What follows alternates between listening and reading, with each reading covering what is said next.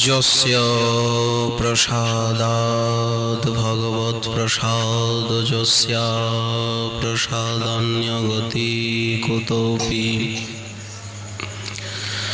ध्येयं स्तुवंस्तस्य यशस्त्रिसन्धां वन्दे गुरुश्रीचरणारविन्दम् आजानुलम्बितभुजौ कनकावदातौ संकीर्तनैकपितरौ कमलायताक्षौ विश्वम्भरो द्विजवरो युगधर्मपालौ वन्दे जगत्प्रियकरो करुणावतारौ नमस्त्रिकालसत्ताय जगन्नाथसुताय च सभृत्ताय सपुत्राय सकलत्राय ते नमः। बर्हापीराभिरामं मृगमदतिलकं कुण्डलाक्रान्तगण्डं कञ्जाक्षं कम्बुकण्ठं स्मितसुभगमुखं स्वाधरेण स्तवेणुं श्यामं शान्तं त्रिभङ्गं रविकरवसनं भूषितं वैजयन्ता वन्दे वृन्दावनस्थं युवतिशतवृतं ब्रह्मगोपालवेशम् तप्तकाञ्चन गौराङ्गी राधे वृन्दावनेश्वरी वृषभानुसुते देवी त्वां नमामि हरिप्रिये। मूकं करोति वाचालं पङ्गुं लङ्घयते गिरिं यत्कृपातमहं वन्दे परमानन्दमाधवं। वाञ्छाकल्पतरुभ्यश्च कृपासिन्धुभ्य एव च पतितानां पावनेभ्यो वैष्णवेभ्यो नमो नमः। हरिभक्तिपराजी च हरिनामपरायणा दुर्वृत्ता वा सुवृत्ता वा तेषां नित्यं नमो नमः। नमो धर्माय महते नमः कृष्णाय वेधसे ब्राह्मणेभ्यो नमस्कृत्य धर्मान् वक्ष्ये सनातनान् नारायणं नमस्कृत्य नरं चैव नरोत्तमम् देवीं सरस्वतीं व्यासं ततो जयमुदीरयेत्। जय रूप सनातन भट्ट रघुनाथ श्रीजीव गोपाल भट्ट दास रघुनाथ। এই ছয় গোসাইয়ের করি চরণবন্দন যাহা হইতে বিঘ্ন নাশ অভীষ্ট পূরণ দুর্গমে পথিমেন্ধস্য স্খলৎপাদগতির্মুহ সকৃপা যষ্ঠিদানেন সন্ত সন্ত্যবলম্বনম।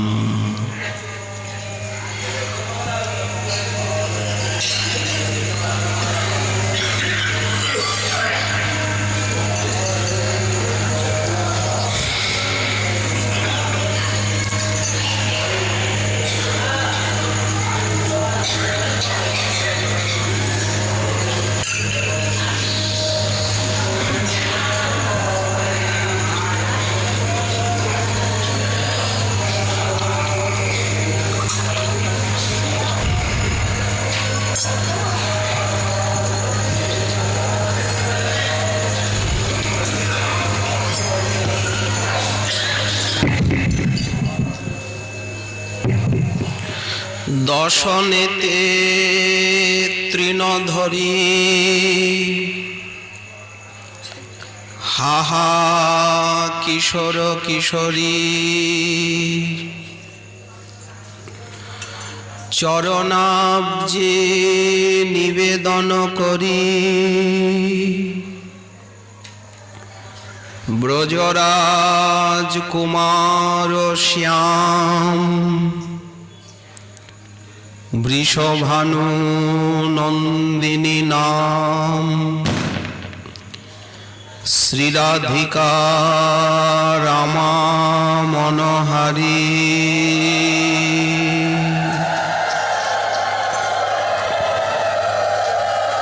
কলিযুগ পাবনাবতার প্রেম পুরুষোত্তম স্বয়ং ভগবান পরতত্ত্ব সীমা রাধা ভাবদ্যুতি সুগলিত তনু প্রেম বিলাস বিবর্ত ঘনাকৃতি মূরতি সম্প্রদায় সহস্রাধিদৈবত গৌরিয়ার প্রাণনাথ শ্রী শ্রী নদিয়া বিহারী গৌরহরির পরম অন্তরঙ্গ প্রিয় পার্ষদবর্য বিশ্ব বৈষ্ণব বরেণ্য চূড়ামণি রূপানুগ প্রবর প্রেম ভক্তির মহারাজ শ্রীল নরোত্তম দাস ঠাকুর মহাশয় তার শ্রী শ্রী প্রেম ভক্তি চন্দ্রিকা নামক মহাগ্রন্থে রাগানুগা ভক্তি বর্ণন প্রকরণে 44 সংখ্যক ত্রিপদীতে পরম দৈন্য ভরে রাধা মাধবের শ্রীচরণে ভজন লালসা পোষণ করছেন। বলছেন দশনেতে তৃণধরি দন্তে তৃণ ধারণ করে দন্তে তৃণ কে নেয়? সনাতন গোস্বামী পাদ যখন কাশীতে চন্দ্রশেখর ভবনে মহাপ্রভুর চরণে দণ্ডবোধ করছেন, মহাজন বললেন 2 গুচ্ছ তৃণধরি 1 গুচ্ছ দন্তে করি পরিলা গৌরাঙ্গ পদতলে। সেই দরবেশ রূপ দেখি প্রভুর সজল আখি। কি মধুর বর্ণনা! বাহু পসারিয়া আইসে ধাইয়া সনাতনে করে কোলে কাতরে গোসাই বলে মধমে স্পর্শ কি লাগিয়া?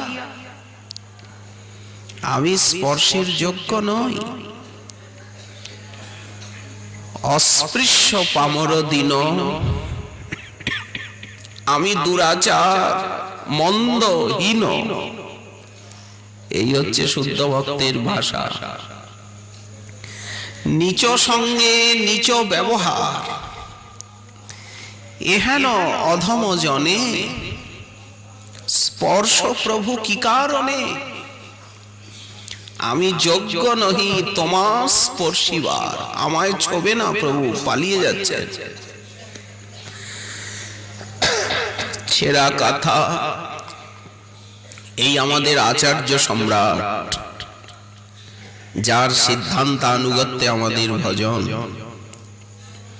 ছেঁড়া বস্ত্র, অঙ্গে মলি, হাতে নখ, মাথে চুলি, নিকটে যাইতে অঙ্গ হালে।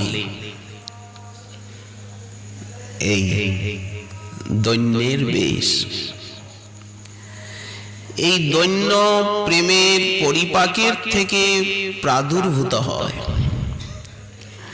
শ্রীমৎ সনাতন গোস্বামী পাদ বললেন দৈন্যন্ত পরম প্রেম্ন পরিপাকেন জন্যতে। প্রেমের পরিপাকের থেকে দৈন্যের জাগরণ ঘটে চিত্তে। এই দৈন্য ভক্তিকে সুরক্ষিত করে। এই দৈন্যের দ্বারা ভক্তিরস মাধুরীর আস্বাদন ঘটে। এই দৈন্যই সাধকের ভজন জীবনের প্রাণ বস্তু। সনাতন গোস্বামী পাদ বললেন মনোবাক্যে গৌরীয় বৈষ্ণবকে দৈন্যের সাধন করতে হবে। আপনারে হীন জ্ঞান স্বপ্নেও যেন নিজের প্রতি শ্রেষ্ঠ ভাব না আসে, সেখানেই কিন্তু সাধনার মৃত্যু। আপনারই হীন জ্ঞান, অযোগ্যতা বুদ্ধি, ইহাতেই প্রেম, ইহাতেই সর্বসিদ্ধি। ঠাকুর মহাশয় তিনি দৈন্য ভরে রাধা মাধবের চরণে শরণ নিচ্ছেন। দশনেতে তৃণধরি, সঙ্গে সঙ্গে আরতি, উৎকণ্ঠা, ব্যাকুলতা, লালসা। ওই বস্তু পেতে হবে, ওই বস্তুই চাই। ওই বস্তু বলতে প্রেম নয়, সাধন। সাধনকে পেলে তো প্রেম পাওয়াই যাবে, প্রেম তো সাধ্য। সাধন চাইছেন, পূর্বে তো সাধনের কথাই বলেছেন। আমার মনে রহু ও লীলা কি রীতি, যুগল চরণ সেবা, যুগল চরণ ধ্যেয়া, যুগলেই মনের প্রীতি। এটা সাধন ভক্তি স্তর বলা হচ্ছে, সাধনেরই কথা। কিন্তু মনে হচ্ছে এটাও তো কত দুর্লভ। যুগলের চরণ সেবা করব ভিতরে বাহিরে, বাইরে অর্চাবতার শ্রী বিগ্রহ স্বরূপে, আর অন্তরে চিন্তায় সেই শ্রী রাধা মাধবের চিন্তন। কালিন্দের কুলে কেলি কদম্বের বন, এটা চিন্তনের কথা বলা হচ্ছে। রতন বেদির পর বসাবো দুজন, বাইরে কিছু না, এটা চিন্তন। শ্যাম গৌরী অঙ্গে দিব, চিন্তনের থেকে সিদ্ধি লাভে সেটা সাক্ষাৎ ভাবে পাওয়া যাবে। চুয়া চন্দনের গন্ধ, এই হচ্ছে সেবা। চামর ঢুলাবো কবে হেরি মুখ চন্দ্র, সেবা না থাকলে কিন্তু শান্তরস হয়ে যাবে, দাস্য হবে না। যেখানে ভজনের ভিতরে, ভক্তির ভিতরে সেবার আকাঙ্ক্ষা, সেবা লালসা বা সেবাবেশ নেই, সেখানে ভক্তি দাস্য নয়, সেটা শান্ত ভক্তি। সনকাদি তারা দেখেই আনন্দ পান, সেবার লালসা অন্তরে জাগে না। ওই জন্য আমাদের সমস্ত আচার্য পাদগণের প্রার্থনার ভিতরে আছে ভজনাকাঙ্ক্ষা, সেবার আকাঙ্ক্ষা। সাধক দেহে, সিদ্ধ দেহে, লালসাময়ী দৈন্যবধিকা। চামর ঢুলাব কবে হেরি মুখ চন্দ্র, বনফুলের মালা গাদো, মালতী মল্লিকা জাতি জুথি কেতকী, গাথিয়া মালতীর মালা দিব দুহার গলে। এই যুগল চরণ সেবা, এইটাই উনি ধ্যান করছেন। বাইরে শ্রী বিগ্রহের প্রাণ ঢালা সেবা করছেন, কারণ রাগানুগা মার্গে বিগ্রহ সেবার প্রাধান্য দেখানো হয়েছে।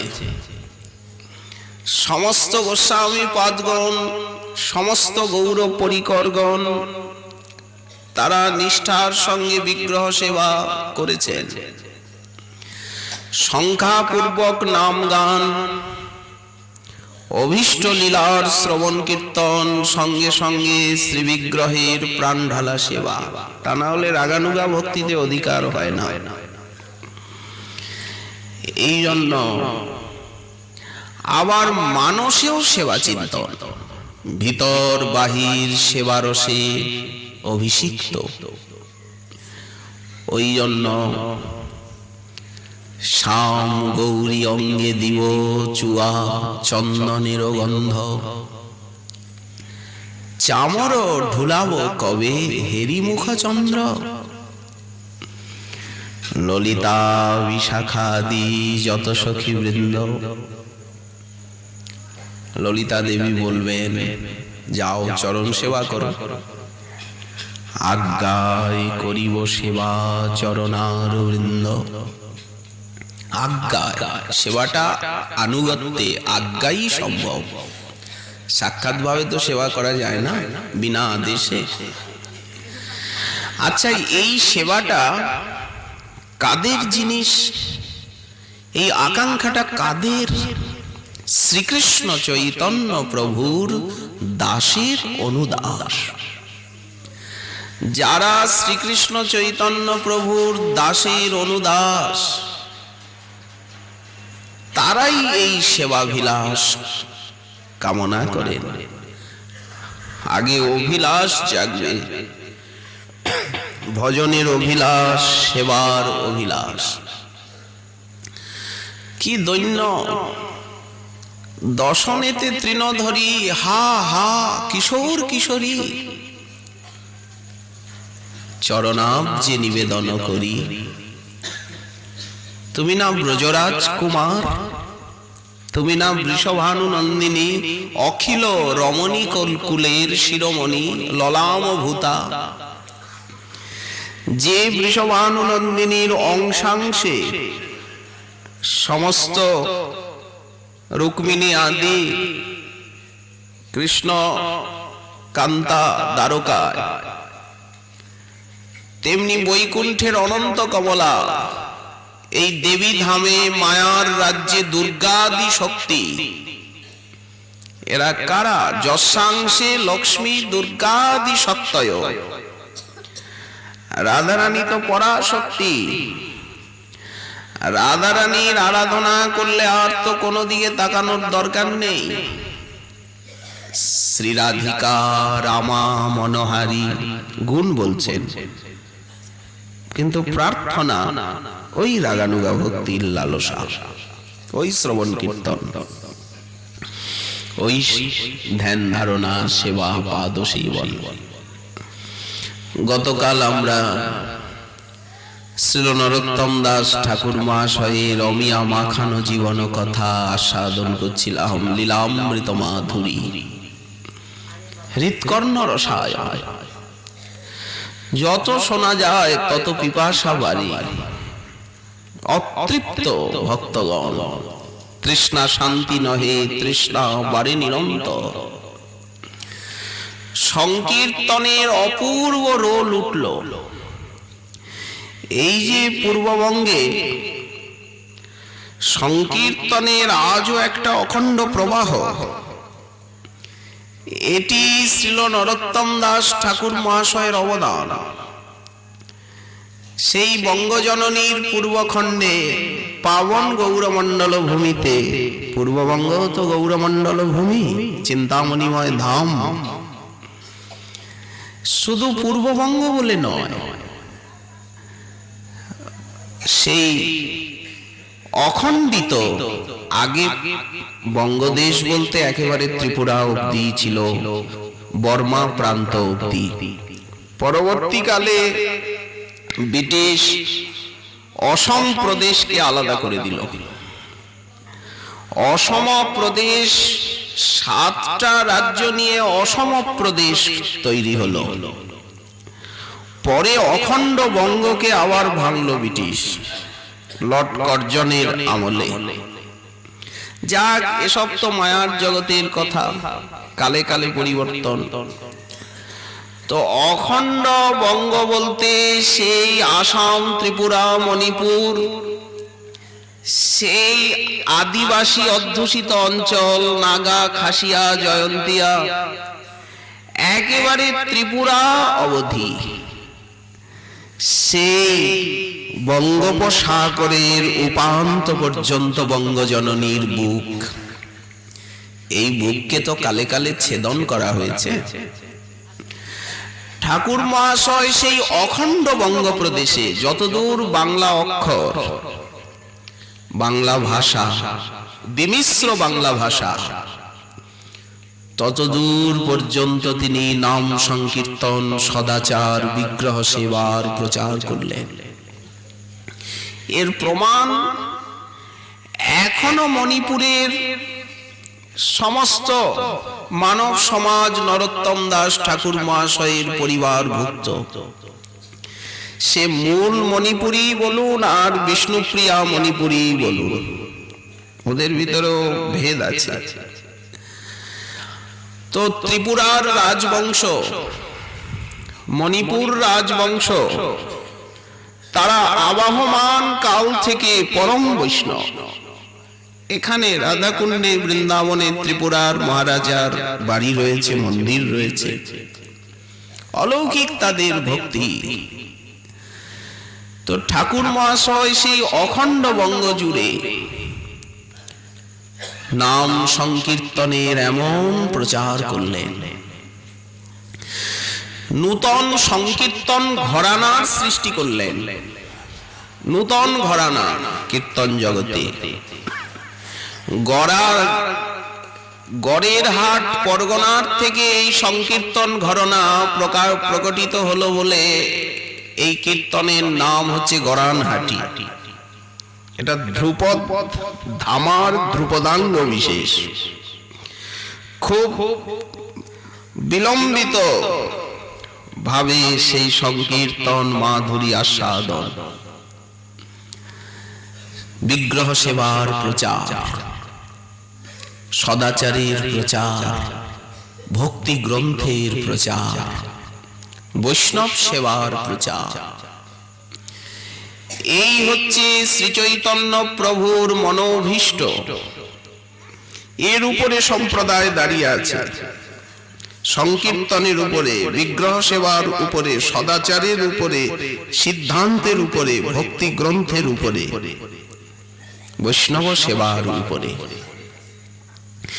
এই ভিত্তিগুলি যদি নড়বড়ে হয়ে যায়, এর ভিতরে যদি নোনা লাগে, আত্মসুখ, দেহসুখ, সংকীর্ণতা ইত্যাদি কালিমা যদি এই বিষয়গুলিকে কলুষিত করে, তখন সম্প্রদায় রূপী মণিমন্দির নড়বড়ে হয়ে যায়। আর কলি মহারাজ চান তাই, যে সম্প্রদায়ের ঐক্য, গোষ্ঠী, ঐতিহ্য, সাধনা, দার্শনিক চেতনা, গৌরীয় ঐতিহ্য, গৌরীয় কৃষ্টি, গৌরীয় ইতিহাস, গৌরীয় উপাসনা, গৌরীয় সাধনা, গৌরীয় আনুগত্য, এটি ঐক্য তার হানিকে হারাক, মানে ঐক্যকে হারাক। বললেন শ্রীজীব গোস্বামী পাদ, তিনি সতর্ক সম্প্রদায় সঞ্চালক। বিশ্ব বৈষ্ণব রাজসভা যে বৃন্দাবনে শ্রী রূপ সনাতন কর্তৃক প্রতিষ্ঠিত গোবিন্দ দেবের শ্রীপাদ পদ্মে জীব গোস্বামী পাদ তিনি অধ্যক্ষ হয়ে এমন ভাবে প্রচারক প্রেরণ করলেন দিকে দিকে। রূপ সনাতনকে বলা হয়েছে দুই সেনাপতি। মহাপ্রভু দুই সেনাপতি পাঠাইলা বৃন্দাবনে। রূপ সনাতন আদি আচার্য পাদগণ এই পাশ্চাত্য দেশকে উদ্ধার করলেন, ওই সিন্ধু নদ অবধি ভক্তির প্রচার করলেন। কবিরাজ গোস্বামী পাদ লিখেছেন, পশ্চিমের লোক সব মূঢ় অনাচার। পশ্চিম দেশ মানে এতদ অঞ্চল, এখানে সদাচার, আচার বিচারের খুব অভাব। পশ্চিমের লোক সব মূঢ় অনাচার, দুই ভাই কইলা তাহা ভক্তির প্রচার। মহাপ্রভু সনাতন গোস্বামী পাদকে যে আদেশ দিলেন, ভক্ত ভক্তি কৃষ্ণ প্রেম তত্ত্বের নির্ধার, বৈষ্ণবের কৃত্য আর বৈষ্ণব আচার, লুপ্ত তীর্থ উদ্ধার, সেবা প্রবর্তন, কৃষ্ণ সেবা আর বৈরাগ্য শিক্ষণ। পরবর্তীকালে জীব গোস্বামী পাদ সেগুলিকে নির্বাহ করলেন, নিজের কৃতি তিন শিষ্যের উপরে সেই ভার দিলেন। ভক্তি রত্নাকরে জীব গোস্বামী পাদের কতগুলি ছোট ছোট চিঠি, পত্রী, যা উনি শ্রীনিবাস আচার্যকে মাঝে মাঝে পত্রী পাঠাতেন, তার ভিতরে কতিপয় পত্রী সেখানে নরহরি চক্রবর্তী ঠাকুর তিনি সংগ্রহ করেছেন ভক্তি রত্নাকর। ভক্তি রত্নাকর প্রেম বিলাস, নরোত্তম বিলাস, নরোত্তম চরিত, শ্রীনিবাস চরিতামৃত আদি গ্রন্থে, পরবর্তীকালে কর্ণানন্দম, তারপরে মুরলী বিলাস ইত্যাদি ঐতিহাসিক গ্রন্থে সেকালের বহু তথ্য ইতিবৃত্ত জানা যায়। ঠাকুর মহাশয় যখন ইচ্ছা করলেন বিগ্রহ সেবা স্থাপনের, গুরুদেব আদেশ করেছেন বিগ্রহ সেবা না হলে তো যারা প্রচার প্রসার করবেন তাদের তো বিগ্রহ সেবা মুখ্য অবলম্বন। তো উনি মনে মনে ভাবছেন, মহাপ্রভু স্বপ্নে আদেশ করলেন, নরোত্তম ওই বিপ্রদাস ব্রাহ্মণের গৃহে, বিপ্রদাসের গৃহে আমি ধান্য গোলার ভিতরে তোমার সেবা নেওয়ার জন্য আমি প্রতীক্ষা করছি। এর দ্বারা মহাপ্রভু জানাচ্ছেন যে আমি বিগ্রহ রূপে অবতার নিচ্ছি। বিগ্রহ যেমন নাম রূপে অবতার, বিগ্রহ রূপেও তো অবতার। আমি তোমার প্রেম সেবা নেওয়ার জন্য বিগ্রহ রূপে অবতীর্ণ হয়ে ওই বিপ্রদাস মহাজনের ধান্য গোলায় আছি। সেখানে সাপের ভয়ে কেউ যায় না, ওটা ত্যক্ত ধান্য গোলা। তুমি আমাকে সেখানের থেকে এনে সেবা করো। নরোত্তম আনন্দে আপ্লুত গেলেন, সেই ধান্য গোলার দ্বার উন্মোচন করেছে। সব বিষধর সর্প, ওরা তো রক্ষা করছিল শ্রী বিগ্রহকে, ওরা বেরিয়ে চলে গেল। উনি যেই গোলার ভিতরে ঢুকতে যাচ্ছেন, মহাপ্রভুর সেই বিগ্রহ ছুটে এসে ওনার বক্ষ লগ্ন হলো। প্রিয়া সঙ্গে, মহাপ্রভু সঙ্গে প্রিয়াজি আছেন।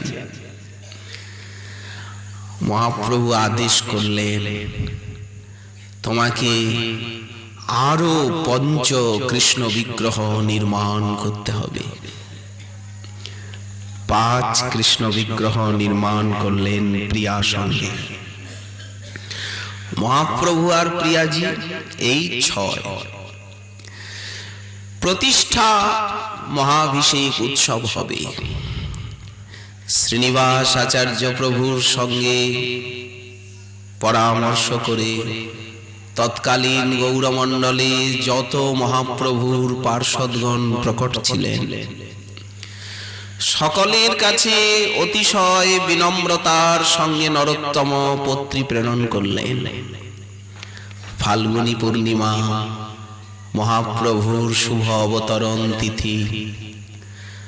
সেই শুভ দিনে ব্রহ্মাদি যেই তিথির করে আরাধনা, এতেকে এই তিথির ভক্তি প্রদায়িনী এই তিথি, এতেকে এই তিথির করিলে সেবন প্রেম ভক্তি হয় খণ্ডে অবিদ্যা বন্ধন।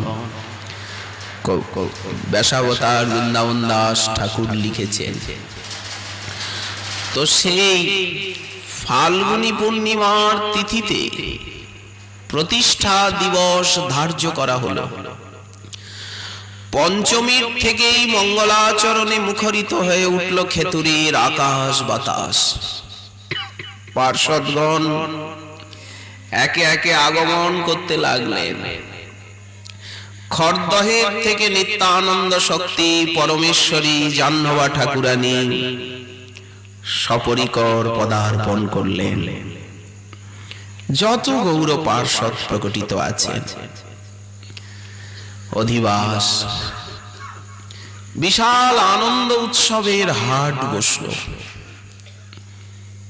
সেই ফাল্গুনী পূর্ণিমার সুপ্রভাতে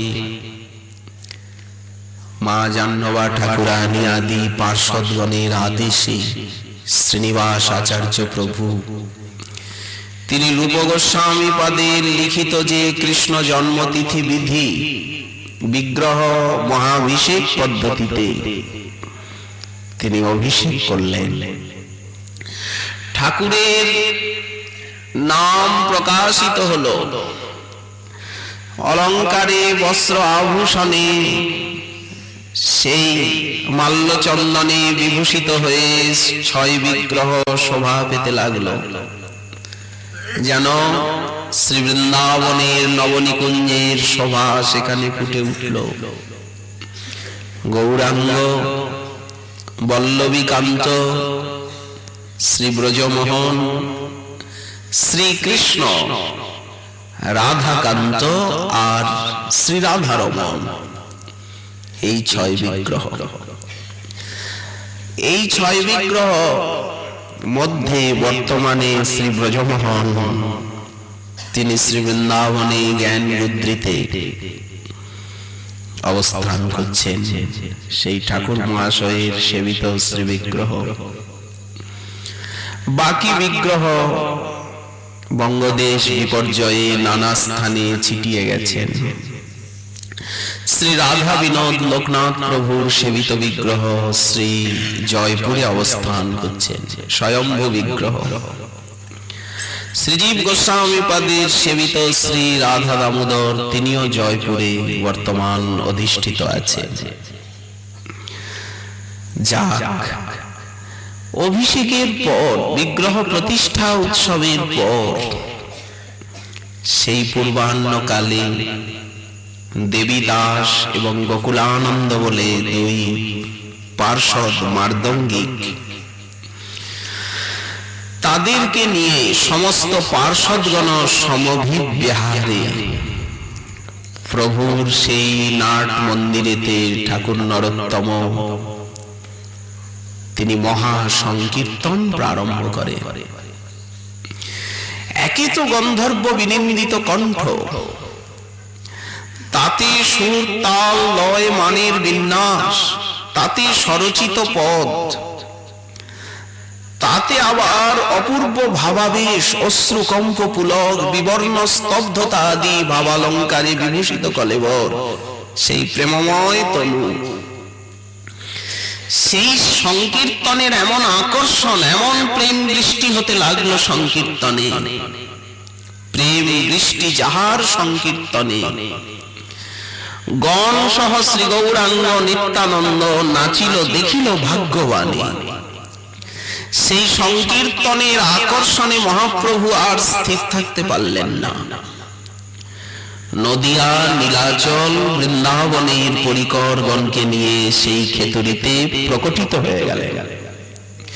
নিত্য গৌরাঙ্গ লীলা প্রকটিত হয়ে গেল, সেই সংকীর্তন লীলা বৈভব। কেমন যেন একটা মহদশা, এ কি স্বপ্ন না সাক্ষাৎ? কতক্ষণ যে প্রভু সেই খেতুরির পাবন ভূমিতে, ব্রহ্মাদি বন্দনীয় সেই ভূমিতে নিত্য কীর্তন করলেন তা কে জানে। ইতিহাস তো কালের সময়ের হিসাব দেননি। শেষে অন্তর্ধান, সকলে মূর্ছিত হয়ে গেলেন। কি দেখলাম, কি পেলাম, কি হারালাম, এখন এই বিচার এলো। ধন্য খেতরি ধাম, ধন্য সেই পাবন প্রেমময় ভূমি, ধন্য গৌরমণ্ডল, চিদানন্দময় ধাম, নিত্য গৌরাঙ্গের লীলাভূমি। এরপরে সারাদিন সংকীর্তন, রাধা মাধবের ফাগু খেলা, হিলদোল লীলা, আস্ত দোল পূর্ণিমা। সন্ধ্যাকালে চন্দ্রোদয়ে শ্রীমন মহাপ্রভুর মহা অভিষেক শ্রীনিবাস আচার্য প্রভু করলেন। মহাপ্রভুর জন্মলীলা কীর্তন, সেই অপূর্ব কীর্তনানন্দে পার্ষদগণ আত্মহারা হলেন। সারা রাত্রি নাম সংকীর্তনে অতিবাহিত করে আস্ত ব্রত গৌর পূর্ণিমা। সকাল বেলা তাড়াতাড়ি করে জাহ্নবা ঠাকুরানী নিত্যানন্দ প্রিয়া তিনি স্বহস্তে রন্ধন করলেন। সমস্ত পার্ষদগণকে প্রসাদ সেবা করালেন। এইভাবে আনন্দ রঙ্গ বিস্তার করে শেষে জাহ্নবী ঠাকুরানী খেতুরির থেকে বৃন্দাবন যাত্রা করলেন। সন্তোষ দত্ত মহোদয় এই উৎসবের ব্যয়ভার বহন করেন। সমস্ত পার্ষদগণ মহান্ত বিদায় হয়। ঠাকুর মহাশয়ের অলৌকিক প্রেম, তেমনি মধুমাখা সংকীর্তন, তেমনি তার ব্যবহারের সৌজন্য, তার ভজনাবেশ, অলৌকিক পাণ্ডিত্য, ভক্তি শাস্ত্রে অলৌকিক তার অনুভূতি দেখে তৎকালীন পূর্ববঙ্গের যত বড় বড় বিদ্বান, কুলীন, ধনী, মানি, সেই কালের দিনে বিপ্র প্রধান সমাজ, তারা একে একে চরণে আত্মনিবেদন করে শিষ্যত্ব স্বীকার করতে লাগলেন। একদিন রামচন্দ্র কবিরাজকে সঙ্গে নিয়ে স্নানে যাচ্ছেন। পথে যুবক দুই ব্রাহ্মণের সঙ্গে দেখা। একজনের নাম রামকৃষ্ণ আচার্য, আরেকজনের নাম হরিরাম আচার্য, দুই সহোদর ভ্রাতা। ঠাকুর মহাশয় এবং রামচন্দ্র কবিরাজকে দর্শন করে এতই মুগ্ধ হলেন, সেই ব্রাহ্মণ নন্দনোদয় শিষ্য হয়ে গেলেন। হরিরামকে শিষ্য করলেন রামচন্দ্র কবিরাজ, আর রামকৃষ্ণ আচার্যকে দীক্ষা দিলেন ঠাকুর মহাশয়। দুই ভাই দুইয়ের শিষ্য হলো। ওই দেশের ধনী ব্রাহ্মণ, খুব উদার প্রকৃতির, দানশীল, ধনী, বিদ্বান, তার নাম গঙ্গানারায়ণ চক্রবর্তী। উনি এই হরিরাম আচার্য এবং রাম কৃষ্ণ আচার্যের সঙ্গে ঠাকুর মহাশয়ের গুণ শুনে ওনাকে দর্শনের অভিলাষ অন্তরে জাগল। ওনাকে দর্শন করে ওনার মুখে হরিকথা শুনে রাম গঙ্গানারায়ণ চক্রবর্তী এতটাই তিনি বিমুগ্ধ হলেন, ওই চরণারবিন্দে চিরতরে আত্মনিবেদন করলেন। ঠাকুর মহাশয় তাকে ভক্তি শাস্ত্র অধ্যয়ন করিয়ে তার ভিতরে প্রেম শক্তি সঞ্চার করলেন। মুখ্য শিষ্য রূপে গঙ্গানারায়ণ পরিগণিত হতে লাগলেন। এইভাবে অজস্র বড় বড় কুলীন, মানি, বিদ্বান, পণ্ডিত, সমাজপতি, তারা শিষ্যত্ব স্বীকার করলেন। ভালো মন্দ চিরকালই আছে, থাকবে, সত্য যুগেও ছিল।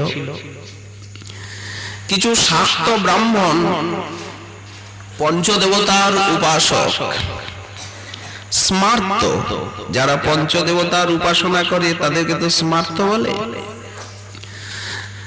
তারা যারা জাতিবাদের প্রাধান্য দেয়, ভক্তি বা ভাগবত ধর্মকে বোঝে না, ভক্তি পথে এসেও আবার এমন প্রকৃতিরও আছে যে ভক্তি পথে এসেও তারা আবার ওই জাতিপাতিরই বিচার করে। বুদ্ধি যাদের স্বচ্ছ নয়, অনুদার, এমন কতিপয় লোক গিয়ে ওই ব্রাহ্মণগণকে একত্রিত করলো, শাক্তদেরকে, যে উনি কি করে দত্ত হয়ে, কায়স্থ হয়ে আর ব্রাহ্মণগণকে দীক্ষা দিচ্ছেন অবিচারে, তাদেরকে চরণামৃত অধরামৃত দিচ্ছেন কি করে? এটা তো সমাজদ্রোহ। তারপরে ওনার জন্য দেবদেবীর পূজা বন্ধ, সবকিছু বিপরীত। তখন শাক্ত রাজা ছিল পাইকপাড়া বা পক্কপল্লীর রাজা নরসিংহ রায় এবং রূপচাঁদ বলে। রাজাকে গিয়ে ধরল যে আপনি এর একটা বিহিত করুন, সে কি করে ব্রাহ্মণকে শিষ্য করছে, দেবদেবীর পূজা বন্ধ করে দিচ্ছে, দেশে এই রকম কীর্তন নর্তন ইত্যাদি তার মতে ধর্ম। এখন রাজা কি করবেন? নরসিংহ রায় রূপচাঁদ বিপ্র সমাজ নিয়ে খেতুরিতে এলেন। খেতুরির ভিতরে ঢুকতে হলো না। রামচন্দ্র কবিরাজ, হরিরাম, রামকৃষ্ণ আচার্য এরা গিয়ে মাঝ পথে সেই ব্রাহ্মণগণকে মাঝ পথেই তারা ছদ্মবেশে গিয়ে আর এমন ভাবে শাস্ত্র আলোচনা করলেন যে ওদের এই যে একটা আমরা পণ্ডিত, আমরা শ্রেষ্ঠ, একটা যে অভিমান, সেই অভিমানটি একেবারে চূর্ণ হয়ে গেল। ওরা আর কথা বলতে পারছে না পণ্ডিতগণ, এরা যা প্রশ্ন করছে, যা শাস্ত্র আলোচনা করছে। দর্শন করতে এলেন তারা। ঠাকুর মহাশয়কে দর্শন করে ওনার ব্যবহার, ওনার মূর্তি দেখে বিমুগ্ধ হয়ে গেলেন রাজা নরসিংহ রায়। এদিকে স্বপ্নে দেবী ভগবতী আদেশ করলেন যে তোরা বৈষ্ণব অপরাধী, বৈষ্ণবের সঙ্গে হিংসা নিন্দা দেশ করতে তোরা যাচ্ছিস, এই দেখছিস তো খড়গ, এতেই শেষ করে দেবো তোদের বেটারা। ভয় পেয়ে গেলেন রাজা নরসিংহ রায়। তিনি দেবীর প্রত্যাদেশে ঠাকুর মহাশয়ের শিষ্য হয়ে গেলেন। এখন ব্রাহ্মণরা কি করবে? তারাও শিষ্য হয়ে গেল। যজ্জদাচরতি শ্রেষ্ঠ তদেবৈতর জন সযৎ প্রমাণং কুরুতে লোকস্তদনুবর্ততে। এইভাবে সমগ্র সেই পূর্বখণ্ড, পূর্ব দেশকে ঠাকুর মহাশয় প্রেম ভক্তি প্রচারের দ্বারা, অনর্গল ভক্তি শাস্ত্র ব্যাখ্যানের দ্বারা উদ্ধার করলেন। সাক্ষাৎ দ্রষ্টা শ্রী গোবিন্দ কবিরাজ, রামচন্দ্র কবিরাজের ভ্রাতা, তিনি লিখছেন ঠাকুর মহাশয়ের প্রশস্তিতে, জয় রে জয় রে জয় ঠাকুর নরোত্তম, প্রেম ভকতি মহারাজ, যা কর মন্ত্রী অভিন্ন কলেবর, রামচন্দ্র কবিরাজ। উনি মহারাজ, আর এই কবিরাজ হচ্ছে মন্ত্রী। রামচন্দ্র কবিরাজ রাজা তো, প্রেম মুকুটমণি রাজারই ছেলে, কিন্তু শ্রীজীব গোস্বামী, লোকনাথ গোস্বামী তাকে প্রেম ভক্তি রাজ্যের রাজা বানিয়ে দিলেন মহারাজ। রাজা কৃষ্ণানন্দ দত্তের নন্দন ঠিকই, কিন্তু সেটা তো একটা সামান্য জমিদারি। কিন্তু আজ গুরু কৃপায় নরোত্তম প্রেম ভক্তি রাজ্যের সম্প্রদায়ের মহারাজ হয়ে গেলেন। যা করো মন্ত্রী, মন্ত্রীর সঙ্গে তো মন্ত্রণা করে। রামচন্দ্র কবিরাজের সঙ্গে উনি কি মন্ত্রণা করেন? ভক্তি শাস্ত্র আলোচনা, সব সময় ভক্তি গ্রন্থের আলোচনা, আচার প্রচারের আলোচনা, আস্বাদনের অনুভূতির আলোচনা, হৃদয়ের আদান প্রদান, ভাব বিনিময়। তাই যা কর মন্ত্রী অভিন্ন কলেবর, রামচন্দ্র কবিরাজ মাথায় ধারণ করেছেন পঞ্চম পুরুষার্থ গৌর প্রেম, রাধা প্রেমের মুকুট। রাজা তো মুকুট পরেন। প্রেম মুকুটমণি, গৌর প্রেম রাধা প্রেমের মুকুট করে বসে আছেন। প্রেম মুকুটমণি ভূষণ ভাবাবলী। রাজার অঙ্গে তো আভূষণ থাকে, ওনার অঙ্গে অঙ্গে নবরত্ন অলঙ্কার শোভা পাচ্ছে। অশ্রু কম্পপুলক বিবর্ণ, স্তব্ধতা, গদগদ বাক্যোচ্চার, হাস্য, নৃত্য, সব প্রেম ধর্ম। এই সাত্ত্বিক বিকার ভূষণ ভাবাবলী অঙ্গ হি অঙ্গ বিরাজ, অঙ্গে অঙ্গে ভাবের ছড়াছড়ি। রাজধানী নৃপ আসন খেতরি মাহু বৈঠত। নৃপ আসন বা রাজধানী হচ্ছে খেতরি, সেই খেতরি মাহ বৈঠত। সঙ্গে সব ভকত সমাজ, চারিদিকে সমস্ত শিষ্য প্রশিষ্য ভক্ত সমাজ নিয়ে খেতরিকে আলো করে বসে থাকতেন। আজও বসে আছেন, লীলা তো নিত্য। নিতাই চরণ সত্য তাহার সেবক নিত্য, নিজেই লিখেছেন। তো আপনার লীলাটা কি অনিত্য নাকি? হতে পারে কি? নিজেই লিখেছেন, গৌরাঙ্গের সঙ্গীগণে নিত্য শিষ্য করি মানে। তো আপনার কথা আপনাতে কি খাটবে না? সঙ্গে সব ভকত সমাজ, ভক্ত সমাজ নিয়ে, পারিষদ সমাজ নিয়ে উনি কি করেন? সনাতন রূপকৃত গ্রন্থ ভাগবত অনুদিন করত বিচার। সনাতন রূপ শ্রীজীব আদি গোস্বামী পাদগণ দ্বারা আবির্ভাবিত ভক্তি গ্রন্থাবলী। এই জন্যই তো তাকে পাঠানো হয়েছে এখানের থেকে সে দেশে ভক্তি প্রচারের জন্য। সনাতন রূপকৃত গ্রন্থ ভাগবত অনুদিন করত বিচার। বিচার বলতে কি? প্রত্যেকটা শব্দ নিয়ে বিশ্লেষণ, প্রত্যেকটি শব্দ নিয়ে গোস্বামী গ্রন্থের ভাগবতের বিশ্লেষণ, রসাস্বাদন। আচ্ছা, এত যে উনি বিচার করছেন, শেষে ফয়সালাটা কি হচ্ছে? একটা নির্ণয় তো না বিচার থেকেই যাবে? বিচারের একটা তো সীমা আছে, নির্ধারণ কি হচ্ছে? রাধা মাধব যুগল উজ্জ্বল রস, পরম উপাস্য তত্ত্ব শ্রী শ্রী রাধা মাধব। লক্ষ্য হচ্ছে রাধা মাধবের যুগল উজ্জ্বল রস, পরমানন্দ সুখ সার। চিন্ময় জগতে সেই রাধা মাধবের যুগল উজ্জ্বল রস, সেই প্রেমানন্দ প্রেম সেবাই হচ্ছে সুখ সার, চরম সুখ, চরম প্রাপ্তি। সংকীর্তন বিষয় রস উন্মত, সংকীর্তন রসে পাগল পারা, সংকীর্তন রসে মগ্ন মূরতি নরোত্তম।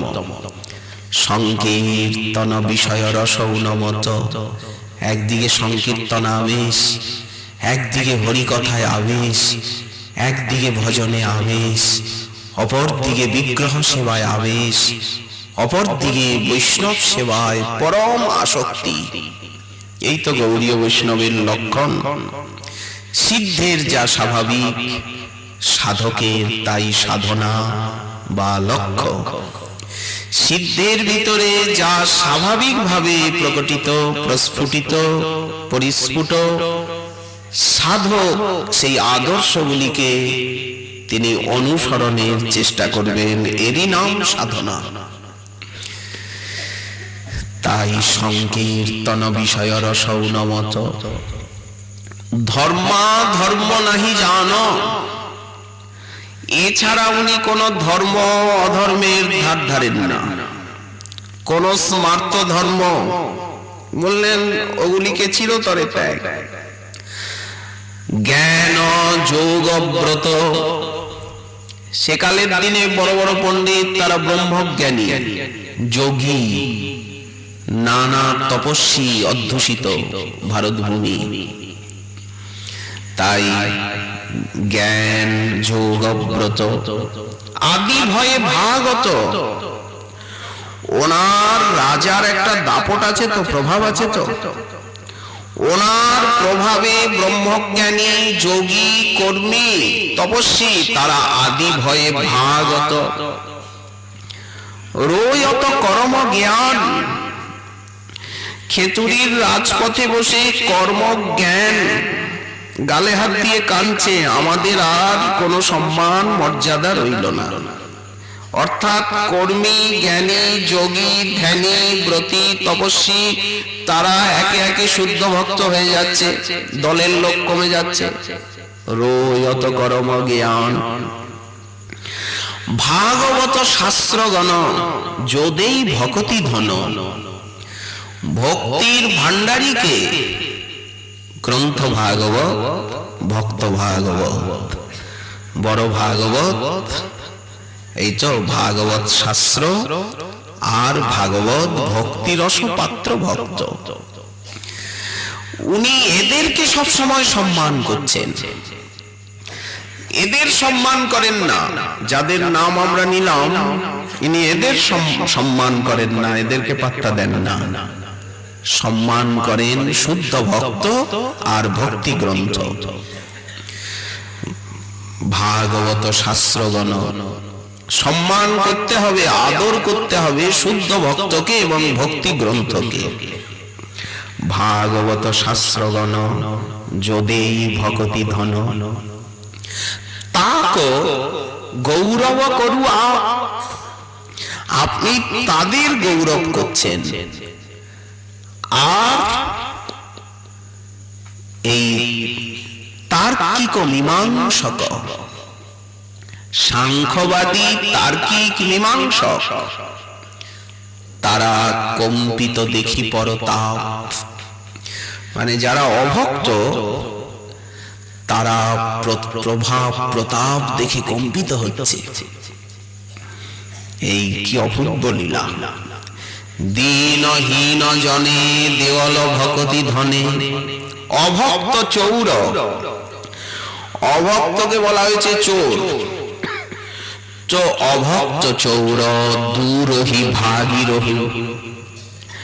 তারা রাজা যদি খুব প্রতাপী হয় না, কঠোর হয় না, যেমন বেন হয়েছিল, খুব কঠোর শাসন, যেমন হিরণ্যকশিপুরের এমনি নাস্তিক কিন্তু শাসনে খুব কঠোর। তো রাজা যদি খুব কঠোর হয় তখন চোর দস্যু তারা আপনি ভয়ে পালিয়ে যায়। তো ইনি এমন ভাবে ভক্তিকে প্রচার করলেন, অভক্ত চৌর দূরহি ভাগীরহু। নিয়রে, নিয়রে বলতে কাছে, নিয়রে নাহি পরকাশ। দীনহীন জনে দেওয়াল ভকতি ধনে। দিনহীন কাঙালদেরকে বেছে বেছে ভক্তি দিলেন। বঞ্চিত গোবিন্দ দাস, গোবিন্দ দাসকে এক বিন্দু দিলে না, গোবিন্দ দাস বঞ্চিত রইল। এই হচ্ছে আকুতি। এইভাবে অতিমর্ত লীলা বিস্তার করে উনি একদিন বুধুরিতে এলেন। সেখানে থেকে গাম্ভীলায় গঙ্গানারায়ণ চক্রবর্তীর গৃহে, সেইখানে অসুস্থ লীলা 3 দিন সমাধিস্থ। বললেন আমার চিতাসজ্জা রচনা করবে, এই বিদায় সময় হয়ে এসেছে আমার। এই বলে উনি সমাধিস্থ হয়ে গেলেন। গঙ্গানারায়ণ চক্রবর্তী 3 দিন অপেক্ষা করে যখন চিতা রচনা করলেন, চিতায় আরোহণ করানো হলো। ব্রাহ্মণ সমাজ তারা দুর্মুখ, তারা এসে নিন্দা করতে লাগলো। গঙ্গানারায়ণ, গঙ্গানারায়ণকে টিটকারি করছে, তুমি ব্রাহ্মণ হয়ে কায়স্থের শিষ্য হলে, এই দেখো তোমার গুরুর পরিণাম। ব্রাহ্মণকে শিষ্য করার অপরাধে উনি বাকরুদ্ধ হয়ে আর এইভাবে দেহত্যাগ করলেন। কত নিন্দা। গঙ্গানারায়ণ চক্রবর্তী ব্যাকুল হলেন, নিবেদন করছেন প্রভু করুণাময়, তুমি তো পাতকী উদ্ধার করতে এসেছো। এরা যেভাবে নিন্দা করছে, এরা কোন নরকে এদের ঠাঁই হবে? প্রভু তুমি এদেরকে কৃপা করে ভক্তি দান করো, উদ্ধার করো।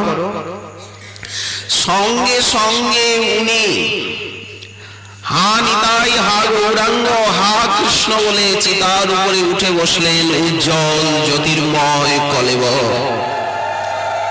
দেখিয়ে দিলেন গৌরাঙ্গের সঙ্গীগণে নিত্য সিদ্ধ করি মানে কেমন তারা চিন্ময় অপ্রাকৃত কলেবর।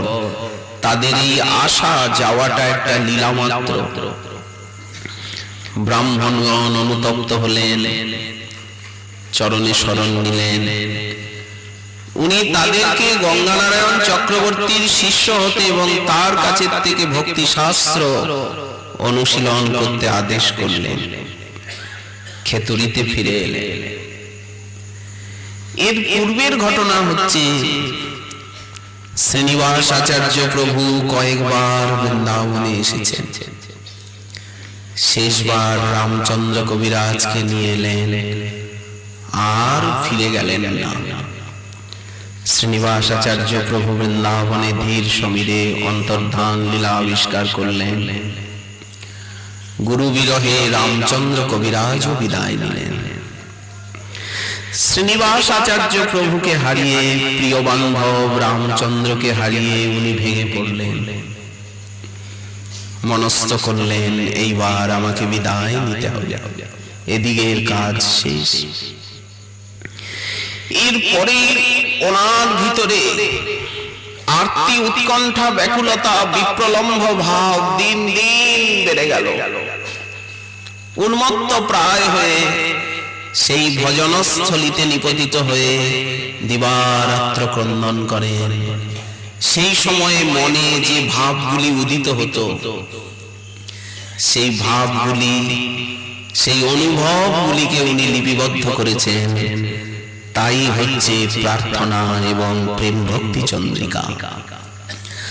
আজ অন্তিমের ভাষা। রূপকথায় বলে, রাজহংসগুলি যাবার প্রাক্কালে অতি করুণ স্বরে গান গায়। যতই অন্তর্ধানের দিন ঘনিয়ে আসছিল, ততই তিনি ব্যাকুল হচ্ছিলেন, ততই দৈন্য আরতি বিরহ ব্যাকুলতা ক্ষণে ক্ষণে বেড়ে চলেছিল।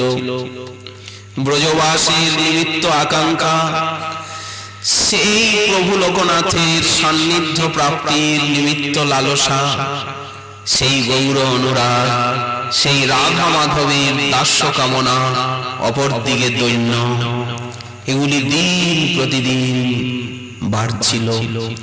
সেই সময়ে হৃদয়ের হাহাকার অনুভূতিকে তিনি লিপিবদ্ধ করে রেখে গেছেন ভাবী সাধক সমাজের জন্য। এই জন্য প্রেম ভক্তি চন্দ্রিকার প্রতিটি শব্দ, প্রতিটি অক্ষর, প্রার্থনার প্রতিটি পদ এত মর্মস্পর্শী, এত হৃদয় বিদারী, এত অনুভূতি রসে পরিপূর্ণ, এত আকর্ষণ শক্তি এবং এত হৃদয় পাষাণকে বিগলিত করতে এত সমর্থ। আজ 400 বছরের ভাষা নুন্নাধিক। এই প্রার্থনা প্রেম ভক্তি চন্দ্রিকা যে কত ব্যক্তির চোখের জল ফেলিয়েছে, কত পামর জীবকে টেনে এই পথে এনেছে, কত ব্যক্তিকে যে ভক্তি রসে আপ্লুত করেছে, প্রেম দিয়ে ধন্য করেছে, কি বলবে? নিত্য নূতন। যতই শোনা যায়, যতই গাওয়া যায়, যতই অনুশীলন করা যায়, এ তো সেই মহাভাব রাজ্যের ভাষা, এ তো পুরাতন হয় না। তাই এর এত আকর্ষণী শক্তি। শেষে সেই দুর্দিন ঘনিয়ে এলো, যিনি নিজে কেঁদেছেন, যে আনিল প্রেম ধন করুণা প্রচুর, হেন প্রভু কোথা গেলা আচার্য ঠাকুর। এই কার্তিক মাস, এই কার্তিকী চতুর্থী, উনি খেতুরির থেকে বুধুরি এলেন, বুধুরির থেকে গাম্ভিলায় গঙ্গানারায়ণ চক্রবর্তীর গৃহে গঙ্গা স্নানে অভিলাষী। কার্তিকী কৃষ্ণা পঞ্চমীর প্রভাতে উনি গঙ্গা নারায়ণ এবং রামকৃষ্ণ আচার্য আদি শিষ্য সহ ভগবতী ভাগীরথীতে অবগাহনে নিমিত্ত এলেন। গঙ্গার জলে বসেছে, জলের মধ্যে বলছে, আমার অঙ্গ একটু মার্জন করে দাও। গঙ্গা নারায়ণ এবং রামকৃষ্ণ প্রভুর অঙ্গ মার্জন করছেন। সেই অঙ্গ ধীরে ধীরে ধীরে ধীরে বিগলিত হয়ে গঙ্গা সলিলে মিলিয়ে গেল। আকাশের থেকে পুষ্প বৃষ্টি হতে লাগলো, দেবদুন্দুভি নিনাদিত হলো, ধন্য ধন্য সাধুবা। ভক্ত সমাজ বিরহে স্তব্ধীভূত হলেন। শুধু রইল তপ্ত অশ্রু, হাহাকার, দীর্ঘ নিঃশ্বাস। শুধু রইল স্মৃতিরূপে প্রার্থনা, প্রেম ভক্তি চন্দ্রিকা। শুধু রইল শিষ্য প্রশিষ্য পরম্পরা, পরিবার। শুধু রইল তার বিমল আদর্শপূর্ণ সেই ভুবন পাবন জীবন চরিত্র, যার আমরা স্মৃতিচারণ করছি, চারু চরিত্র চিত্রায়ণ। এইটুকু তিনি রেখে গেলেন আমাদের জন্য। কার্তিকী কৃষ্ণা পঞ্চমীর সেই দিবসে নিত্য নিকুঞ্জে প্রাণেশ্বরী বৃষভানুনন্দিনীর সেবায় চম্পক মঞ্জরী রূপে হলেন চির অভিসারিণী ব্রজাঙ্গনা, ব্রজবালা। আমরা প্রসঙ্গত শ্রীল ঠাকুর মহাশয়ের জীবনী কথা স্বল্পাক্ষরে আস্বাদন করলাম। ভুল ত্রুটি হওয়া স্বাভাবিক, আপনারা নিজ গুণে ক্ষমা করবেন। এই প্রার্থনার সঙ্গে সঙ্গে আজকের শ্রী ভাগবতী কথার এখানে দেওয়া হলো বিশ্রাম।